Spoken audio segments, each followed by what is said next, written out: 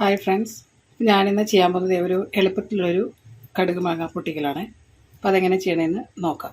അതിലേക്ക് കുറച്ച് ഒരു 2 ടേബിൾ സ്പൂൺ നല്ലെണ്ണ ഒഴിച്ചിട്ടുണ്ട്. അപ്പോൾ അതിനകത്തേക്ക് ഞാൻ ഇന്നലെ 2 ചെറിയ മാങ്ങ ഉപ്പിട്ട് അരിഞ്ഞു വെച്ചതാണ്. അത് ഞാൻ ഇതിനകത്തേക്ക് ഇടുവാണ്.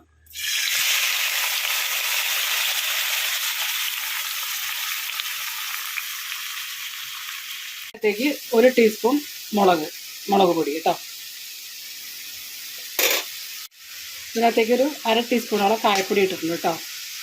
ഞാൻ ഇട്ടപ്പോഴത്തേക്കും വീഡിയോ കട്ടായിപ്പോയി, അതുകൊണ്ടാണ്. ഒരു 1/4 ടീസ്പൂണാണിത്. അതിനകത്തേക്കൊരു ഉലുവയാണ്.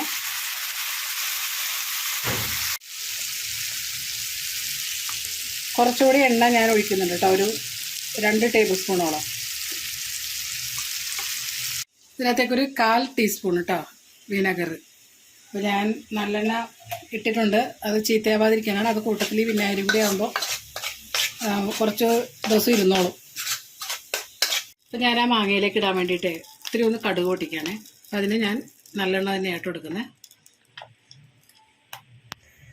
1 ടീസ്പൂണാണ് കേട്ടോ ഞാൻ എടുത്തിരിക്കുന്നത്. അതിനകത്തേക്കൊരു നന്നായി ചൂടായപ്പോൾ ഞാനൊരു 1 ടീസ്പൂൺ കടുക്, ഒരു 2, 3, 4 വേപ്പിലയും കൂടി.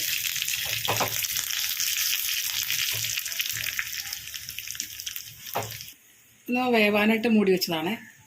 ഇതാ നല്ലപോലെ ഇതായിട്ടുണ്ട്. ഇനി ഇതിനകത്തേക്ക് ഞാൻ ഈ തടുക്ക കാച്ചിയതും കൂടി ഇടുവാണ്.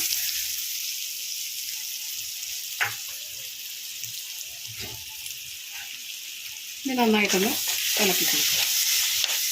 ഇത് എളുപ്പത്തിലുണ്ടാക്കുന്ന ഒരു സാധനം കേട്ടോ. നമുക്ക് അച്ചാർ ഉണ്ടാക്കി ഇന്നത് ഇരിക്കുമ്പോൾ ടേസ്റ്റ് കൂടും.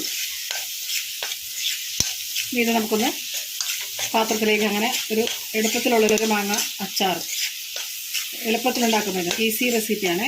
അങ്ങനെ അത് നമുക്കിനി അതൊരു പാത്രത്തിലേക്ക് എടുത്ത് വയ്ക്കാം. അപ്പോൾ അതേ അങ്ങനെ പെട്ടെന്ന് ഉണ്ടാക്കിയൊരു കടുക് മാങ്ങ അച്ചാർ എളുപ്പത്തിൽ വളരെ ഈസി ആയിട്ട് നമുക്ക് ഉണ്ടാക്കാവുന്നതാണ്. അപ്പോൾ ഞാനത് ഒരു ഡിഷിലേക്ക് ഞാനത് സെർവ് ചെയ്തിട്ടുണ്ട്. ഇത് നല്ല ടേസ്റ്റാണ് കേട്ടോ. പെട്ടെന്ന് നമുക്ക് ഒരു മാങ്ങയൊക്കെ വെച്ചിട്ട് പെട്ടെന്ന് ഉണ്ടാക്കാവുന്നതാണത്. അപ്പോൾ ഇതും നിങ്ങളെല്ലാവരും ഒന്ന് ട്രൈ ചെയ്ത് നോക്കണേ. അതുകൂടാതെ ലൈക്ക് ചെയ്യാനും ഷെയർ ചെയ്യാനും കമൻറ്റ് ചെയ്യാനും മറക്കരുതേ.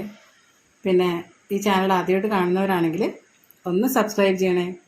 താങ്ക്